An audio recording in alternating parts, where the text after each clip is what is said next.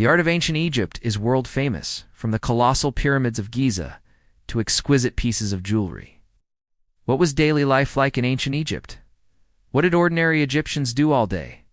If you have ever wondered about these things, then this video is for you. Keep watching to find out what an ordinary day looked like in ancient Egypt. The time is around 2,500 years ago. The place is a small town near the river Nile. Our story begins with the first light of dawn. The sun has not yet burned hot, but its warmth already seeps gently into the morning air. A small village stirs awake, made of mud brick houses and shaded by a few date palms. Beyond, the river glitters, calm and eternal. Life here begins with the rising of the sun, as it always has. The rhythm is slow, steady, and unchanging. Birds call from the reeds, dogs bark in the distance, and the low hum of cattle fills the air. In this village lives a farmer. Let us imagine his name is Horam. His life is simple, almost entirely bound to the land and the river. At dawn, Horam washes his face with cool water drawn from the village well.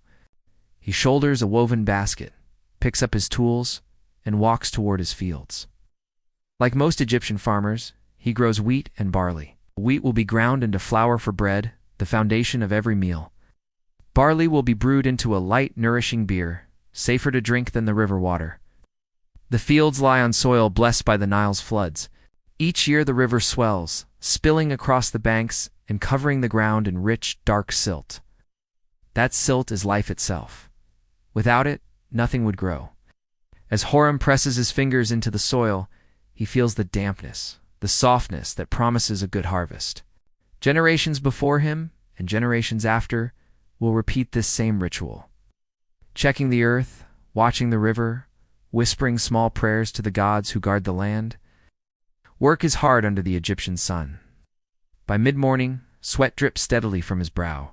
The air grows heavy, the ground radiates heat. Yet Horam continues, breaking the soil, watering channels, clearing weeds. Farming is back-breaking, endless labor, but he knows that his efforts feed more than just his own family. His harvest will fill storehouses, sustain workers on great building projects, and even reach the palaces of the pharaoh himself. In this way, the toil of thousands of invisible farmers forms the foundation of the mighty Egyptian kingdom. At midday, the heat is almost unbearable. The sun blazes high, pressing down on the fields. This is the time when wives and children bring food to the workers. Horam's wife comes with a small basket, flat loaves of bread, a few onions, perhaps dried fish, and a clay jug of weak beer. It is a simple meal, but nourishing.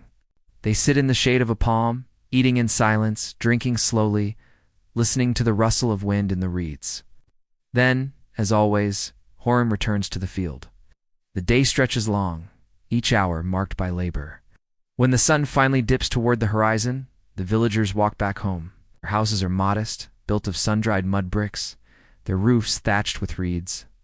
Inside, the rooms are bare, a sleeping mat of woven reeds, a clay jar for storing grain, a few cooking pots blackened by fire. Light comes from small oil lamps filled with flickering flame. Meals are cooked over simple hearths, fueled by sticks and palm fronds gathered during the day. Evenings are a time for rest and gathering.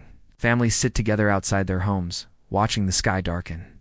Stories are told, tales of the gods and their endless dramas. The sun god Ra, who journeys across the heavens each day. The lord Osiris, who rules over the afterlife. The goddess Isis, who protects children and mothers. These stories are not just entertainment. They are reminders that life and death, flood and drought, joy and sorrow are all bound by divine will. To farm the land is not only survival, it is a sacred duty, watched over by the gods themselves. Night falls slowly, and with it, the village grows quiet. Above, the desert sky opens, vast and bright with countless stars, and the Nile reflects the moon, silver ripples moving gently with the current. Horam lies down on his mat, body heavy with fatigue. His muscles ache, his skin burns from the sun, but his mind drifts into the silence of the night. Sleep comes not as luxury, but as necessity. Tomorrow, as always, will bring the same cycle. Sunrise, work, hunger, heat, and rest. The life of an Egyptian farmer is monotonous, yet it sustains a civilization. The pyramids, temples, and monuments that still stand after thousands of years were not built by pharaohs alone. but by the sweat of ordinary people men like whoring women like his wife, children, who carried baskets of reeds, who ground flour into meal, who fetched water from the river. Their names were never carved into stone, but their labor fed the empire. When we look back now, thousands of years later, their lives might seem small, their routines dull. But in that quiet rhythm, wake, work, eat, rest lay the strength of Egypt itself, strength born from patience, repetition, and endurance. The day ends as it began, slowly, gently, with the Nile flowing under the moonlight, eternal, carrying the whispers of countless lives that once leaned on its banks.